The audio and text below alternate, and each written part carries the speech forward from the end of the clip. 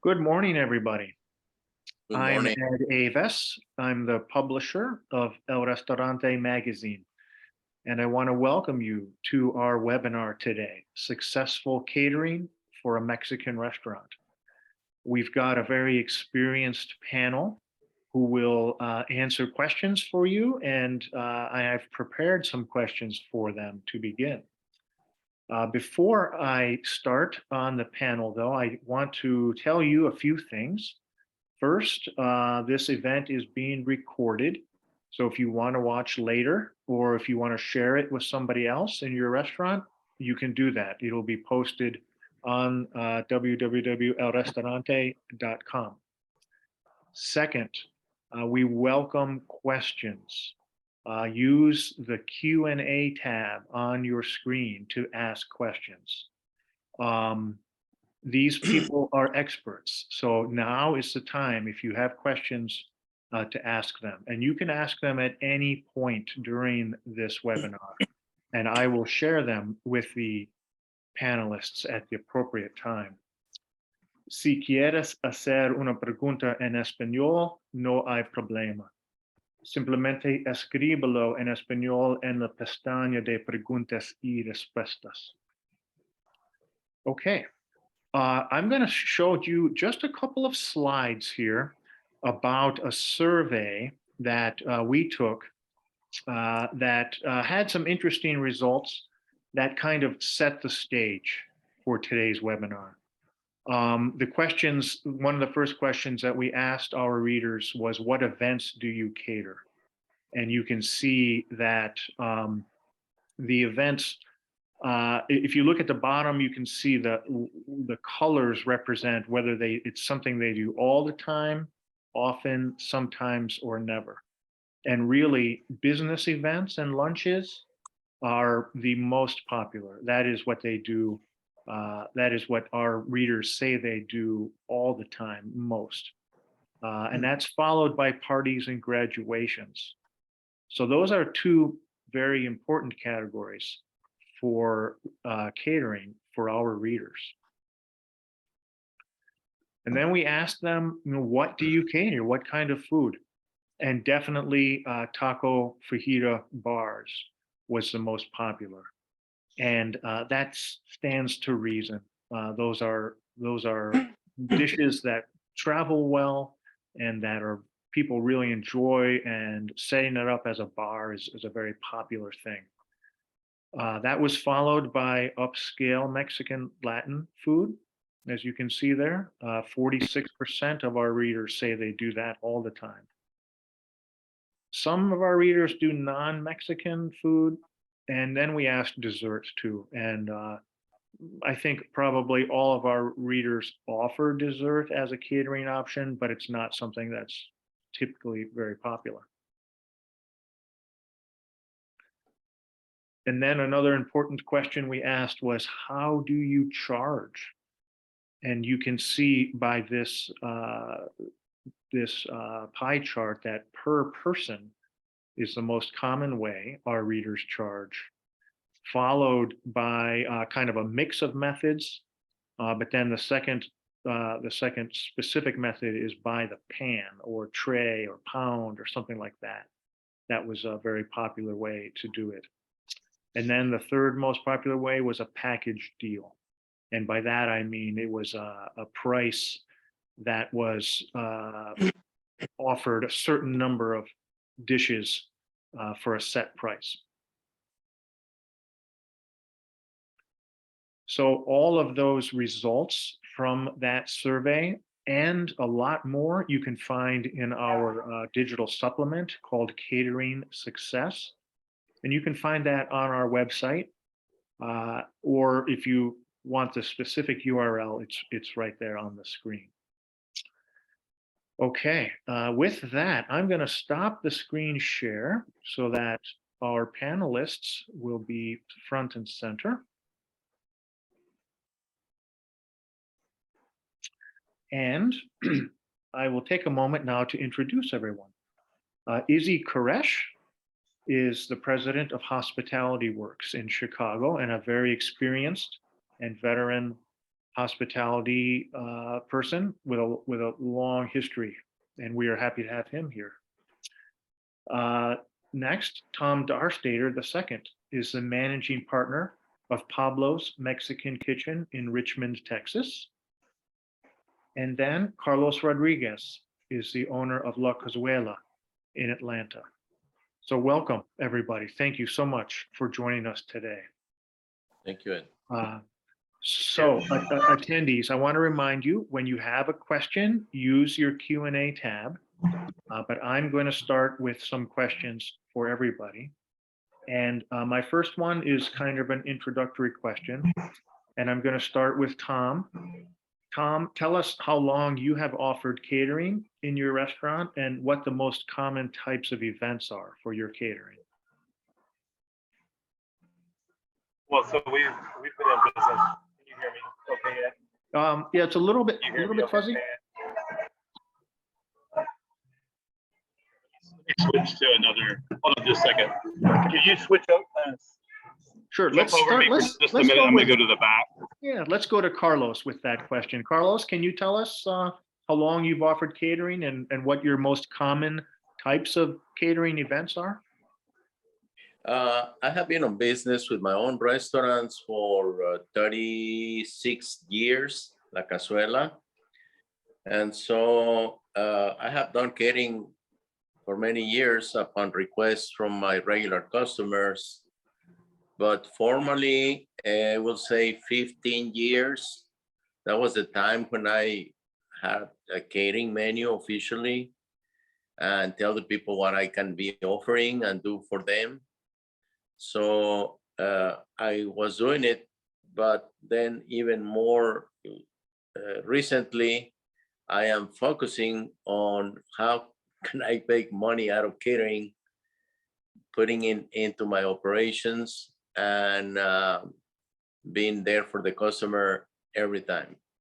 Mm-hmm. So 10 years officially is a strong catering for my restaurants. And what are the most common types of events that you cater, Carlos? I pretty much cater my packages to any kind of events, which sometimes surprise me. Let's go to the office. Let's go to the office. You unlock the door.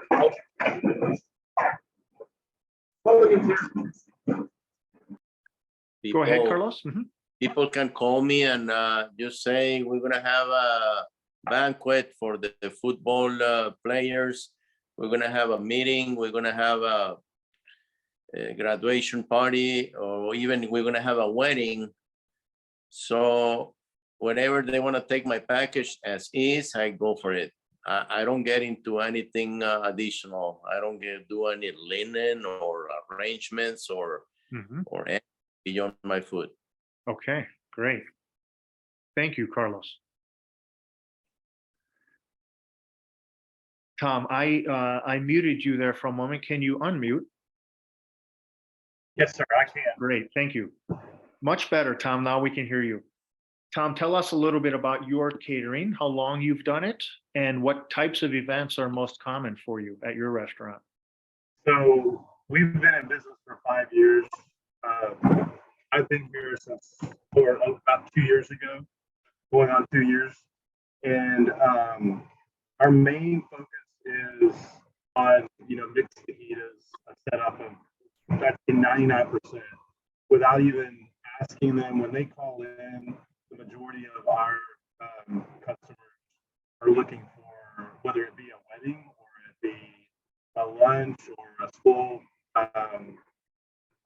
catering. It's 99% of it's going to be a mixed fajita type setup. Mm-hmm. And what are the most common events? Like, are you doing a lot of school events or weddings or business lunch? Yeah, there's a lot. I think after COVID, it was interesting to see how many people were willing to do just for just trying to get a sense of normalcy back, whether it be last year graduations. I mean, it was surprising how many events just for high school graduations that parents were willing to go above and beyond probably what I would think was normal for a high school graduation to do a large party at their house or at a the main thing. We're starting to see a lot of weddings now, which is, I guess, maybe that's coming back to normalcy. People wanting to, you know, do something special, and thank goodness they're looking to involve us.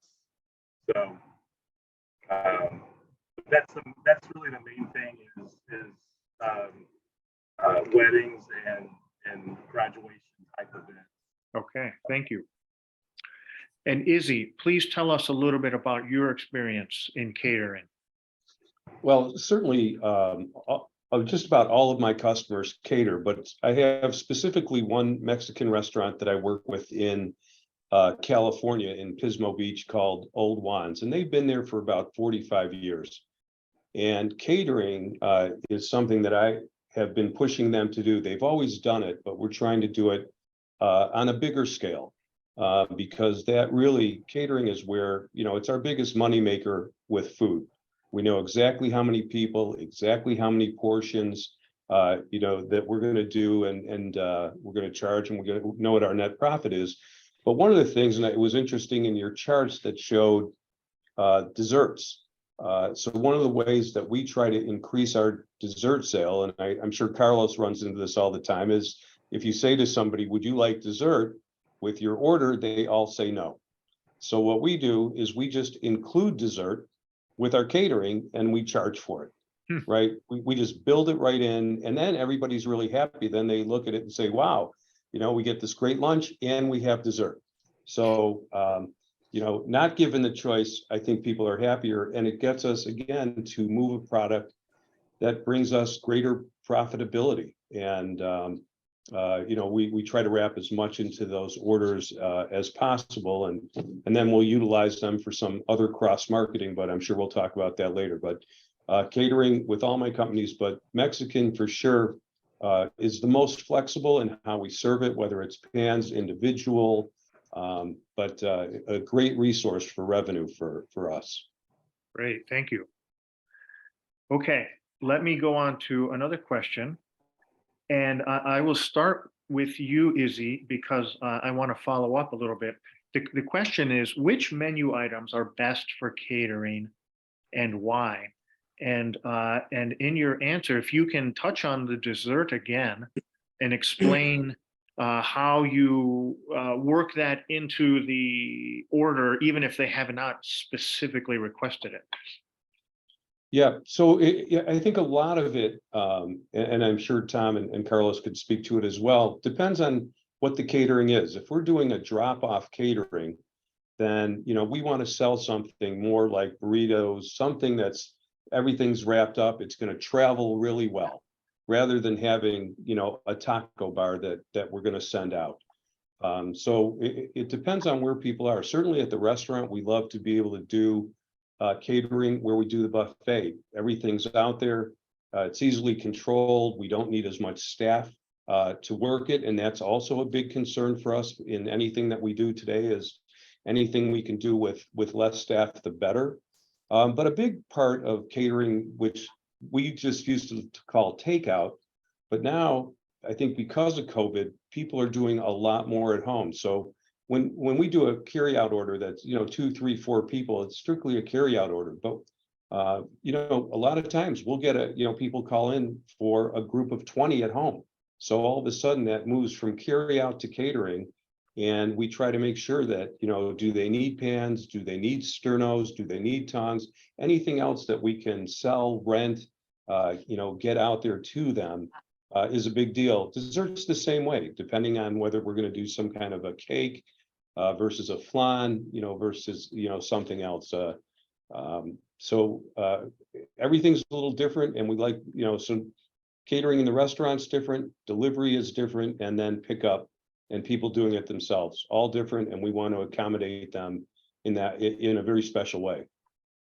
Now, Izzy, when your clients are catering something like burritos, do you find that they travel well, or do you need to package them in some kind of way for the steam to escape or something like that? I mean, how do you keep those kinds of dishes fresh, knowing that it might be an hour before someone actually picks it up? Well, yeah, I mean, we want to get it packaged as closely as possible.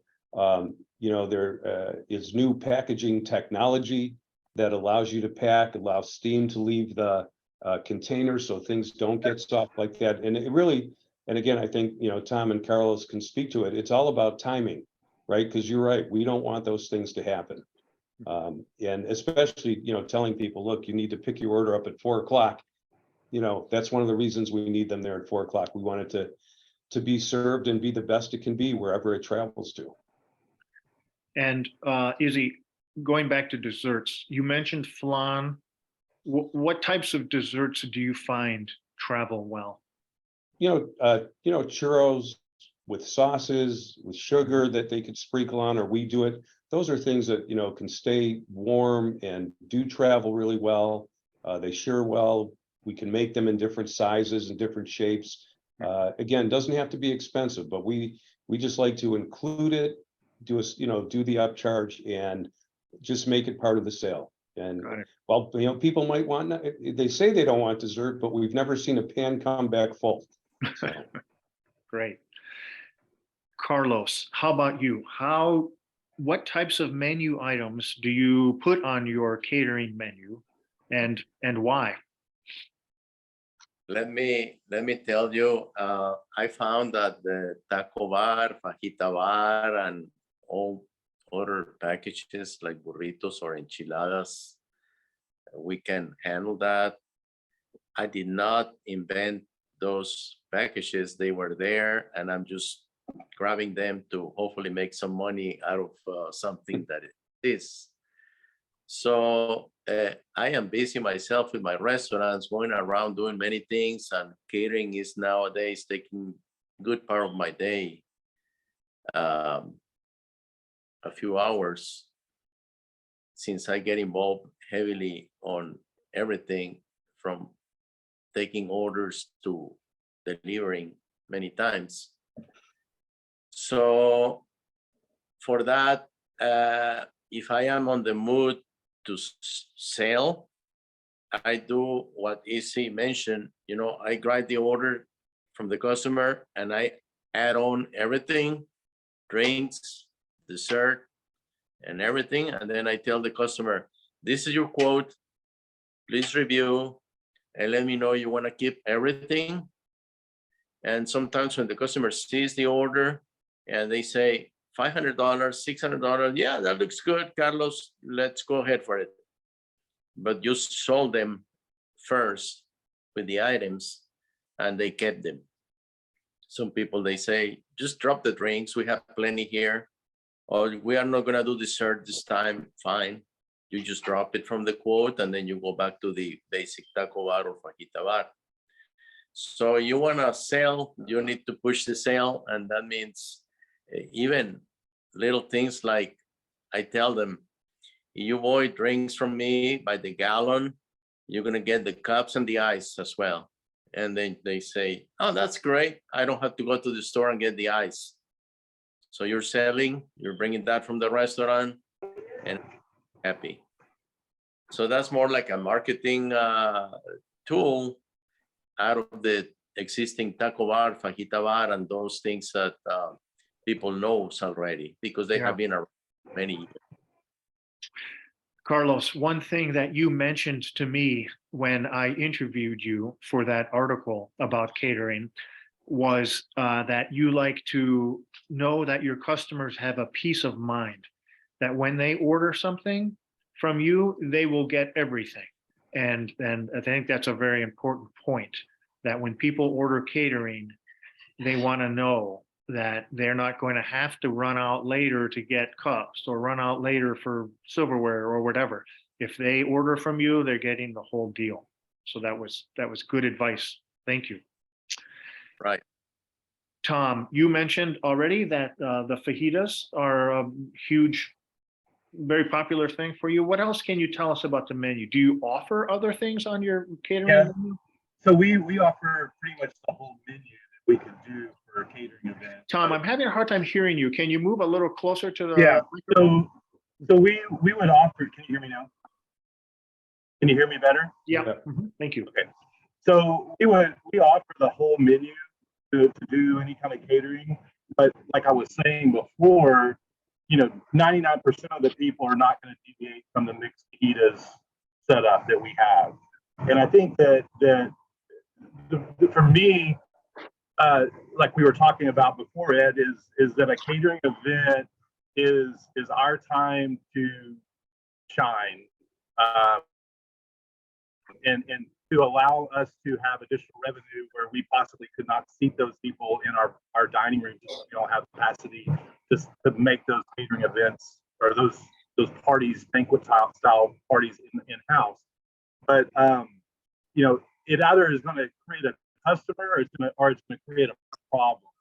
And that's why I'm very particular on when we do a catering event, whether it's for 10 or 30 people or 100 people, I always tell them if your budget does not allow for our personnel to come out and set it up, we still want to extend those shaping dishes and the ability to get the same type of quality that they would have if they came to the restaurant. And I think Izzy kind of in one word summed it up for me on a catering event is control or lack of control. When we go to a location that we haven't ever been to before, we really don't know what's gonna happen. Are they gonna have enough space to display? Are they gonna have are they gonna have everything that we in a restaurant control down to lighting, music, ambiance, everything. We don't really know on the catering event if we're going to have those things to make this event successful. So that's why what you can control is the temperature of the food and the quality of the food. And I want somebody when we do a catering event to go, wow, where did y'all get this food? Versus, ooh, where did you get this food? And so I think that what Izzy said, that one word, that control or their lack of control, that's what makes, if you run through the motions of we're taking food out, like Carlos was saying, or y'all were saying before, that it could be an hour before we get that food out and we get it served. And what we're doing now on some wedding events is that we're sending out a preliminary team to get everything set up, chafing dishes, and then roll that food in at the last, where it's just rolled in. So instead of we sending a full crew out there to an hour and a half or whatever before and just sit around with the food, we're doing a pre-team and then pulling the food actually in right before it's eaten. Great. Thank you. Yeah, I think a very key point that you made, Tom, is that a catering event is a marketing event for your restaurant. When people are happy with the catering, even if they aren't familiar with you, even if they weren't the ones who ordered, if they go to this event and they see the great food, and then they say later, wow, I'm love this food, I'm going to this restaurant. So that's a good point to make. Yeah, and I think what's interesting, also mentioned about how things travel or how things carry, are on a non-vented item, whether it be a sopapilla, for instance. Sopapillas are one thing that they're great when they're fresh in the restaurant, but put them in a container and drive 30 minutes in a non-vented container and see what that product looks like. Mm-hmm. So, for instance, also tacos, they just don't travel well. And so whether it be for an office party for 10 people, I get my to-go people, the people that actually package this stuff up, I get them to order, to make a point, I get them to order something so they can take home at night, sopapillas or tacos. And then the next day I ask them, hey, how was that last night? And they get a full picture of, wow, that didn't go over so well. And I'm like, exactly. So, we've gone to a deconstructed taco and used a vintage container for the sopapillas and that kind of stuff. So I think, getting trying to get the employees on board, that just like Carlos would probably agree, when we push out a catering order, it's not cheap. On all mixed fajitas type catering order, it's probably going to be in the range of $25 to $30 a person. So our average, say it's $1,000 to $1,500, that's a lot of money. And that's where I think it goes back to, I want to make sure that that person is wowed, or at least expectations are met of what they thought they were going to get. And that's the most important thing. Thank you, Tom. Carlos, what kind of dessert do you offer on catering? Yeah, we found that there has to be something, for myself, I found it simple, low price, travels well, and does the purpose of dessert. So pretty much we're focusing on sopapillas, or we call it buñuelos, which is that pastry dusted with cinnamon and sugar. Mhm. It turns to be like a little cookie. Mhm. Or churros, which is now a popular item by itself now everywhere. So when people hears about churros, they say, I want to try the churros. I want churros. Mhm. And so selling churros, which is pretty easy to prepare, pretty easy to pack and bring along with catering. But people ask me about more sophisticated things like flans and things that we do at the restaurant. Anything with ice cream or those, we definitely refuse to add.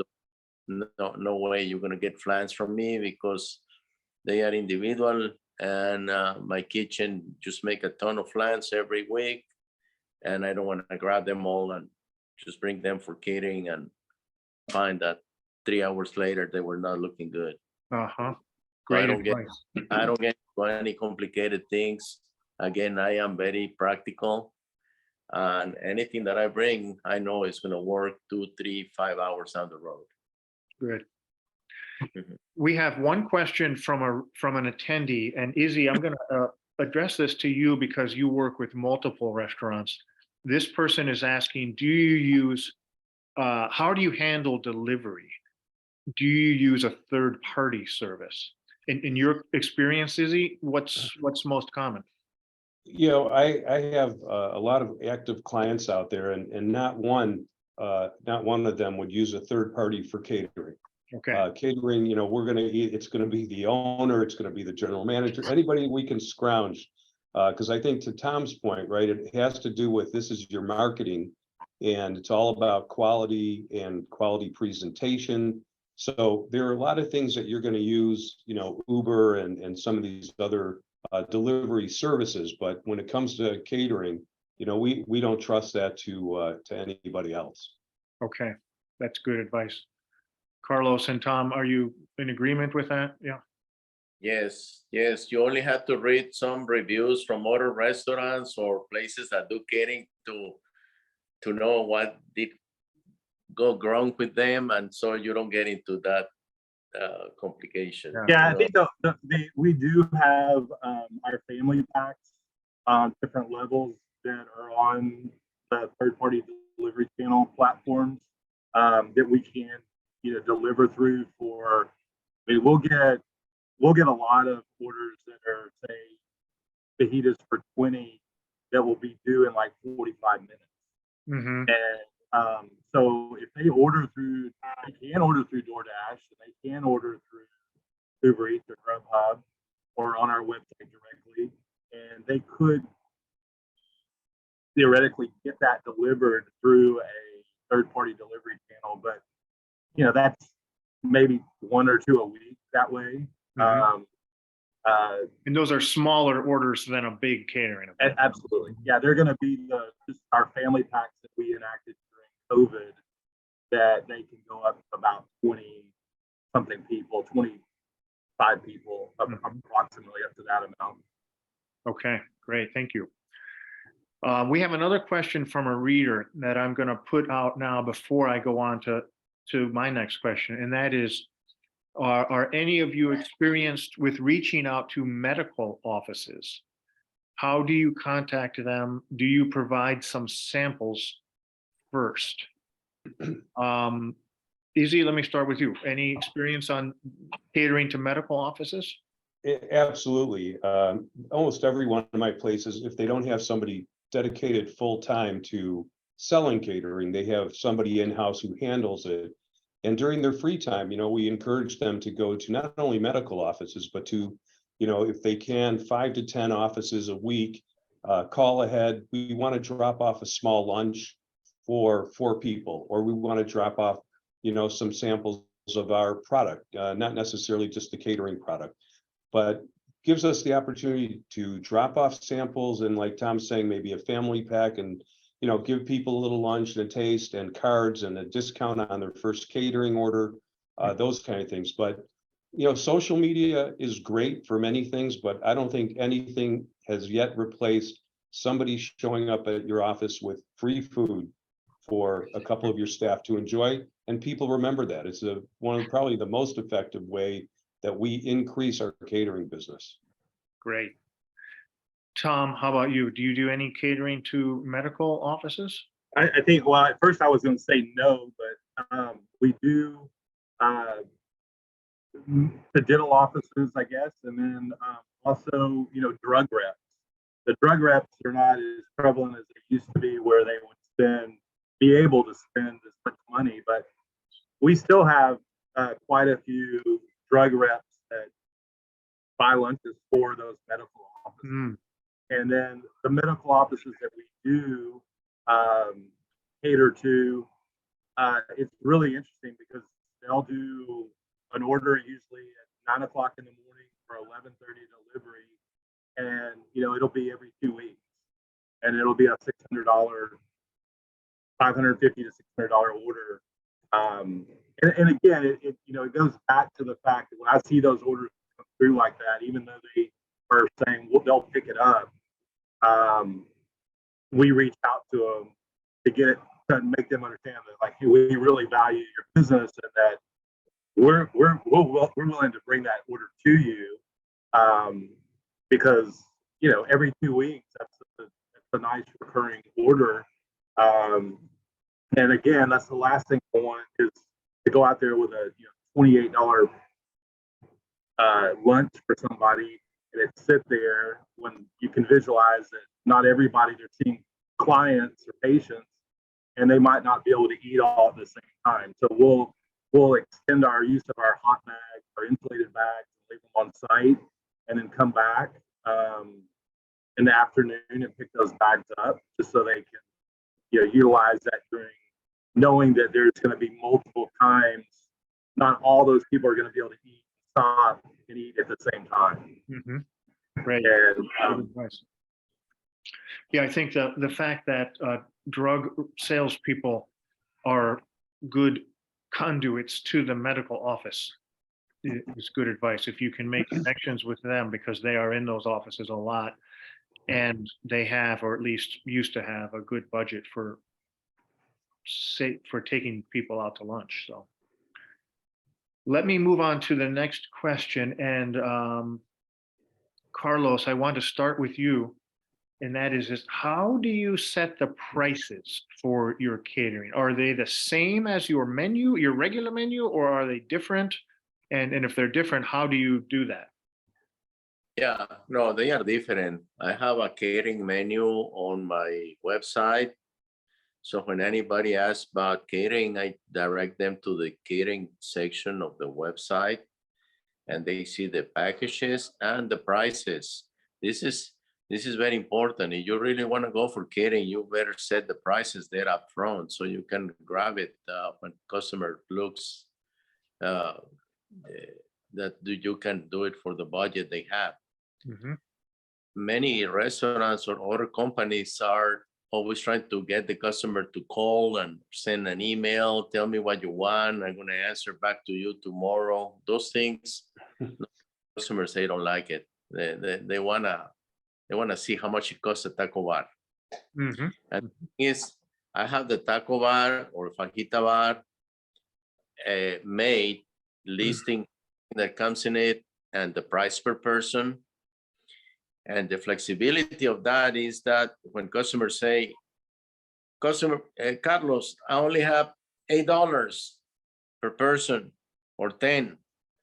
And I say to them, well, drop the guacamole, drop the cheese dip, or drop this or that, and then you're gonna go down on price. You're gonna keep the same thing, but dropping a couple of items or 3. So that's very flexible to get a deal right away. Yeah. If the customer say, I don't want to drop the guacamole, or I don't want to drop this or that, well, just pay the price. And normally my price is very competitive to the other restaurants, maybe the most competitive, because as I say, my catering business is totally 100% marginal. One employee, I don't even have a vehicle because the one I have is paid off. I don't have any overhead on catering. I can call my restaurant right now and tell the kitchen manager, have a taco bar ready for me for 30 people at 2:00, and he will go on with his kitchen during the day, and the taco bar will be ready for me to swing by and pick up. So my main thing is to remain marginal. If I remain marginal, that means the cost is 0 and I can make money out of my very competitive pricing. Great.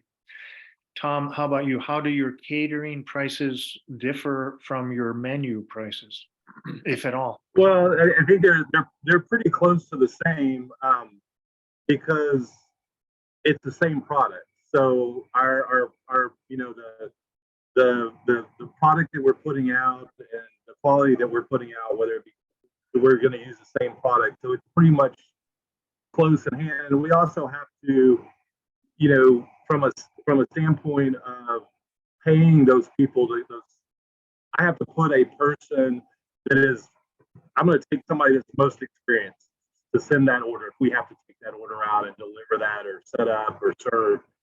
And so to pull that off, I've got to make sure that person's paid, at a level that they're willing to, say, for instance, our Friday or our Saturday night, where most of the people are wanting to cater, the servers know what they can make in-house. And so, we would get somebody going, well, why would I want to serve? Why would I want to do that catering event? So we have to pay our servers, make sure they're fully paid.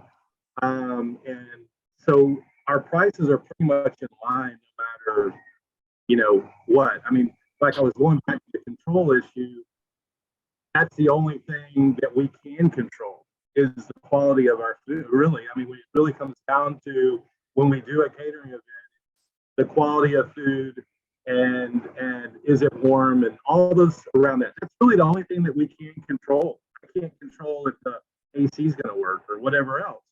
So as far as coming up with the cost on the food, we are real time calculating that through with our EDI coming in from our vendor invoices, all that processed through in real time. So I can tell you down to the penny as that product comes through our back door of what it's costing us, or if we've had a price alert increase in real time. So, but as far as pricing, it's going to be per person. And what I've noticed that we do different than the competitors is that I thought Carlos was going to say, well, if they won $8, then I thought he was going to say he was going to give the directions to Taco Bell, but I kind of hit my lip on that. But what we do is that it's going to be, it's going to be a per person price, and we're going to include pretty much everything. I mean, you're going to get, quote unquote, all the fixings for that amount. What I've noticed is when you look at other catering menus that are competitors of ours, it's a lot lower, but by the time you fit in, chips and salsa and everything that we do, you're right at our price. And so And that's the majority of the time, that's what people want. They want chips and salsa, they want queso, they want guacamole. And so what we quote as a per price is like, hey, that's everything. That's going to be everything you need. The only thing that we don't include is dessert, and we have two options that are very easy, like they were saying, that obviously ice cream doesn't carry very well, but we do a tres leches cake, and then we do a cuatro leches cake, which has a horchata liqueur on top of it for the fourth leche, the fourth milk on it. So that's our option, and that handles really well in doing catering. Great. Right. Now, Tom, speaking of paying your people, do you add like a service charge percentage or something like that to compensate them, or is that pay just coming out of the bill? Well, so usually we have, going back to how we can do an event, I just pretty much, I guess, 4 different ways. Either when somebody comes in and we process a catering, they can say, hey, we're going to pick this up. That's what I tell them. You're welcome to use our chafing dishes, or just bring them back after the event. Or we offer a delivery and setup, or actually we offer a delivery only fee, and then we offer a delivery and setup, which for most people, they don't realize that their stress level could go down immeasurably by just having it where everything was in place, set up, and all they had to do was take the tops off the chafing dish covers. And then obviously, then the last one is that we go out, delivery, set up, and actually serve. But if we guarantee our servers a flat fee, a flat rate to go out and do that event. And then if whatever tips they make on top of that. So, to do a server, to have a server go out and do an event, I don't think any one of our servers would complain about what they get paid. Sometimes I jokingly say, hey, I should have got my lawyer to go out and do that event, because what they come away with by the time they get a big tip on a $1,500 or $2,000 order, plus we guarantee them a minimum, they make really good money doing those catering events. But it all comes back to and I think it goes back to how it was handled from the start. It's like Carlos was saying, getting it worked out, getting everything documented, because the back of the kitchen, the back of the house, the person that's actually doing the order, they're not really getting that tip, but that's all instrumental in making sure that final product is a success. And so they usually get very well compensated for the catering events. Okay. Carlos, I think I remember you told me that you share the tip with your kitchen manager, right? Who then shares it with the staff? Yeah, the criteria is, I can tell you, most customers are generous with tips, which is an additional unexpected income. So what I charge is delivery charge, which is very competitive, $25.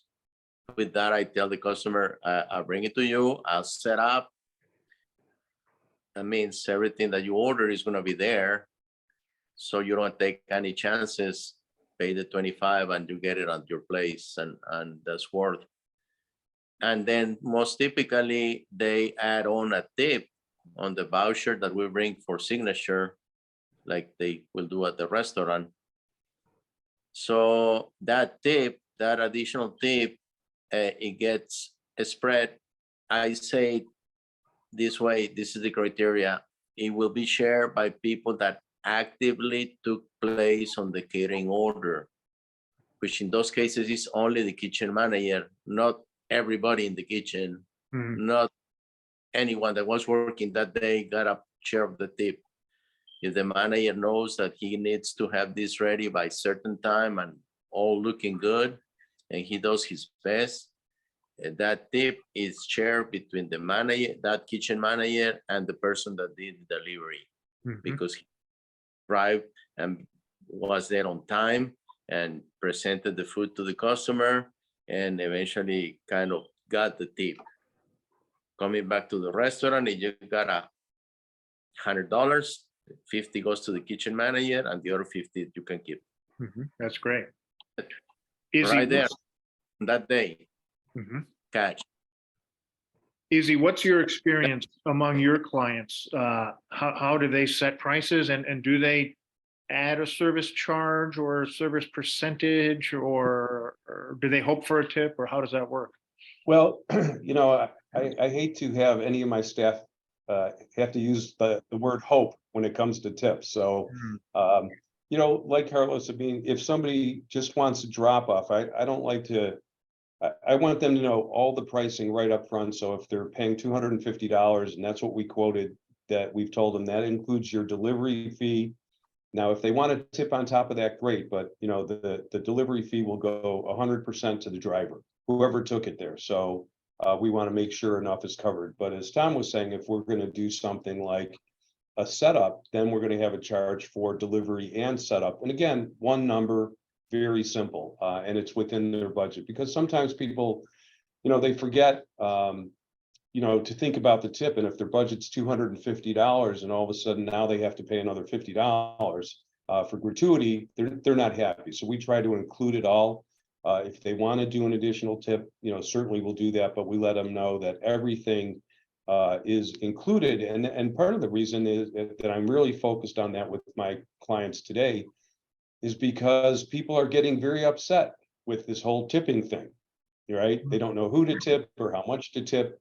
We want to make it simple. If $250 is your budget, we're going to make it work, including, you know, whatever that gratuity or delivery fee is for our people. And that way everybody's more comfortable. I think what I've played around with it different ways, and what's worked the best for us is we don't collect any money up front. And once we get to the catering event, unless it's like a wedding or something, we do a little bit different. We do a deposit. But if it's just a normal, you know, 50, 25, 50, 60 people, what I'll do is I won't send the link until the end, because you have to understand, most of my clients are in here 2+ times a week. We've got a very loyal clientele, but majority of the time, what we'll do is I won't send that link out to pay until after the event that night, and at that point, they can tipping is enabled, and they, you know, in hindsight, they can see, hey, that was a great event or whatever, and I think they're more inclined to tip when it's on the same transaction, but it's not, and they're probably, Carlos and Izzy are probably going to disagree with me on that, but you know, it's just a risk that we take, and I haven't been burned yet, but it worked out, or it has worked out, knock on wood, that people do tip at that point, and they tip on the credit card, as it just, you know, final it out, it's just one bill with a tip on that transaction. Okay, great. We have another question. I'm gonna put this to Izzy. Izzy, the question is, do you have a catering manager, and do they earn a commission? So in your experience among the restaurants that you work with, Izzy, do they have someone specific who's a catering manager? Well, in the operations where I do have a catering manager, we do a combination of, usually a salary plus commission. Okay, And the way that we break out that commissions, we want that person to be able to earn money in a couple of different ways. So if they have, let's say, a party of 50, and we have servers on the party as well as the catering person who set it up, everybody's working it. The gratuity on that party might be 22%. And so right off the top, we give the catering manager, typically, 5 points of that. So the servers are going to split 17%. The catering manager is going to take, 5 points just for themselves. Now, again, depending on the party, they might also get a piece of the profit as well. So that's another way for them to sell. If we're doing it in the restaurant and it's going to take up space, let's say for lunch, and we're going to have to have less regular customers and more people, then or guests for catering, then we may charge a room fee in which we'll give the catering person half of that. Again, trying to give them a big, as many points for commission as possible, and many different ways to earn that commission. So a lot of catering, you go to a hotel, and to get you in, the catering person might say, well, we're going to waive the room fee. But you tell that catering person, we're going to give you half the room fee. There's no more waiving the room fee. So everybody makes money. But yeah, so we try to do, a lower salary with a top line of, if that we want that person to earn $50,000, we're going to try to maybe put them on salary at 25,000 or 30,000. And let them earn the rest of it over the year to get them to where they want to be. And of course, if they're a great salesperson, they're going to go over and above that. So incentive is very helpful. great. Thank you. Good advice. We have only 7 minutes left, and I'd like to keep my webinars exactly 1 hour because I know my attendees and my panelists are busy. So attendees, if you have any other questions, please fire them away. I am going to skip down to the last question, attendees, that I sent you so that each of you can have a couple of minutes to share with this. And that question was, and I'll start with you, Carlos, I'll start with you. What do you know now that you wish you knew when you had first started working on catering? What do you know now that you wish you knew back then? Yes. The most tricky thing about catering, it will be the portions, what you bring. If somebody orders food for 30 people or 50, how much of rice or beans or beef or tortillas and all that. So that's where a lot of people, they stop and say, I cannot easily tell what the difference is for 40 or 60 people. So we use number of different sizes to pack the food, metal and plastic. And with that, we know that one it fits to 25 people or 30, the other one goes next to 40 people, and then the other one 55, and then the next one jumps to 75 people, and the very big one goes to 100 plus. Mm-hmm. So we got catering and say, the most important thing for me is to do what I call the setups for the restaurants. I don't let the kitchen managers or managers to figure out amounts or portions. Over the phone, I can tell them, do this, and this, and have it ready, and that's going to work. You don't want to give too much. You don't want to give too little. You don't want anybody calling you 1 hour later, telling you that they run out of beans, or that was very short on such thing. But you don't want to give too much either. You don't want to be known as a person that gives you double on everything, because the customers, they want to cut out from that one later on, and they order much less and pay much less for the food you give. Mm-hmm. So you need to, the tricky thing is to give the right amount of food. Right. And by different portions to where you can pack, pretty much what to do. Excellent. You need to get familiar with that. you don't get familiar with those sizes because you are not focused on your catering, I'm sure you're gonna miss, and people is gonna be upset or not happy with what you did for them. Thank you, Carlos.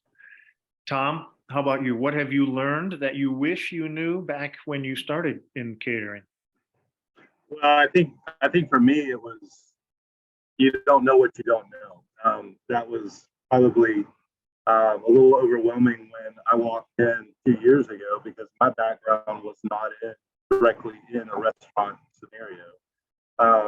But you know, for catering for us, the reason why it's so important is because of all that. We can obviously extend out beyond the restaurant, but one of the things that's probably the most important to me from a business opportunity is that I don't pay percentage rent on catering.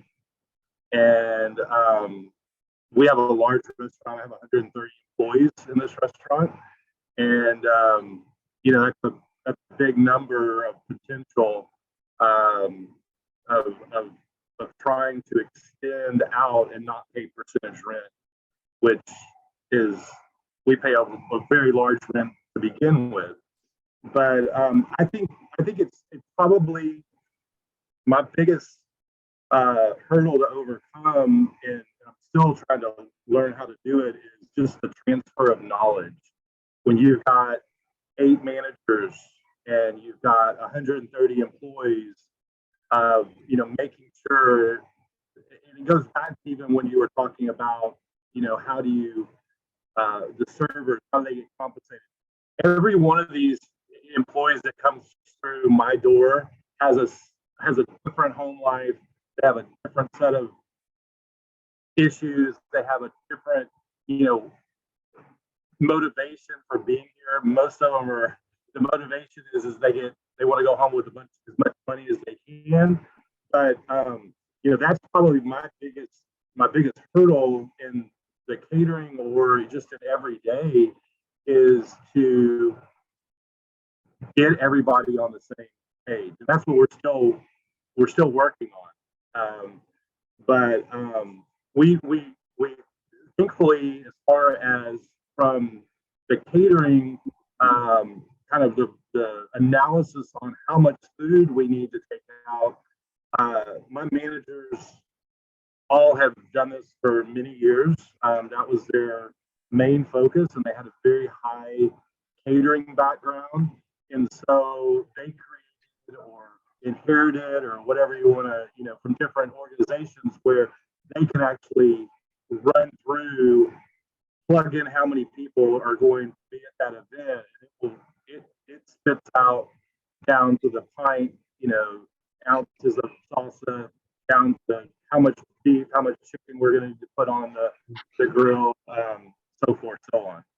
So, you know, I'm definitely the rookie. I look at Carlos's resume and Izzy's resume, and hey, I'm definitely the rookie. I think I got thrown into this, and I've had to learn by, you know, fire, and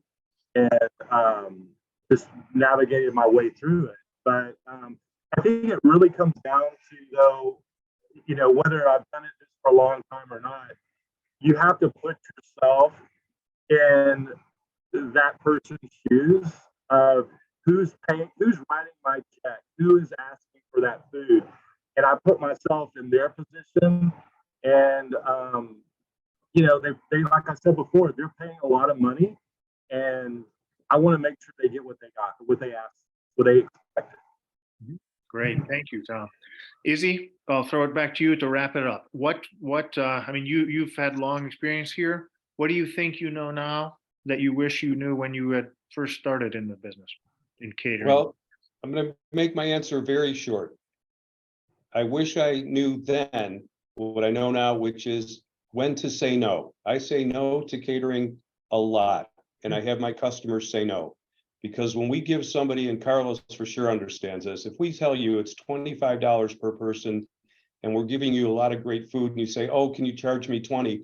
We can't, you know, you may have to go somewhere else, but we will not negotiate our price. We're not in it for no. If we negotiate our price, we're unhappy, and then you feel like you didn't get everything, like we tried to make it up. So, you know, we stick by what our prices are. You got 200 people and, you know, it's going to be a $10,000 party for us. Great. And then all of a sudden you say, well, I can only afford to spend $7,000. I'm happy to walk away. And I think that's very hard for young restaurateurs to do. So Tom, I don't know about you, but Carlos, I'm sure you say no when people really want to drop that price. Yeah, many times. Great. Thank you so much. Izzy, we're 1 minute past, but we do have one quick question I'm going to put to you, and that is, what percentage of overall sales should catering be? What should be a goal for that, do you think, in your experience? What do you tell your clients? Well, you know, throughout the year, it's, you know, I don't have a percentage, but I will tell you, I tell all of my customers that if they're not doing 20% of the month of December as catering, they're losing a huge amount of profits. So I push my customers to start marketing for catering parties for Christmas in August. August 15th, we're on the phone, we're sending out emails, time to plan your party. We want to get our foot in first. So over the period of the whole year, up to the restaurant, but 20% of your income in December should be catering. And if it is, your profit for the month of December will be much, much higher than every other month of the year. Great. Thank you. Panelists, thank you so much for your time today and your expertise. I know our attendees loved it, and the people who will watch this recording later will enjoy it too. So thank you so much. And attendees, let me remind you that this has been recorded and you can watch it again. I'll post it this evening on elrestaurante.com. And also remember that lots of good information, including interviews with Tom and Carlos, are in that special digital supplement on catering, which is called Catering Success. And you can find that at elrestaurante.com. If you look at the little navigation bar at the top, there's a line that says digital supplement. Just click on that and Catering Success is right there. So with that, we are done. Thank you so much, everybody, for your time. Thank you. For attending. Thank you. Bye. Bye.